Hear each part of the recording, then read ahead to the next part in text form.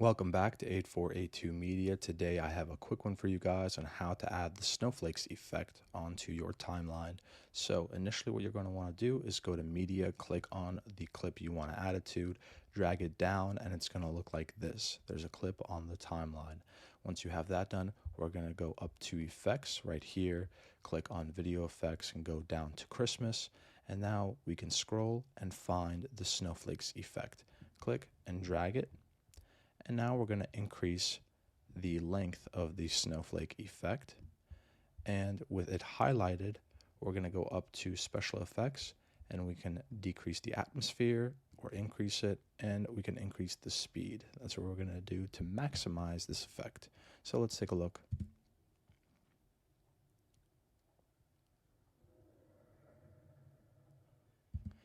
Thank you guys for watching. If this was helpful in any way, please leave a like down below. If you have any questions, comment down below. Thank you guys for watching and have a great day.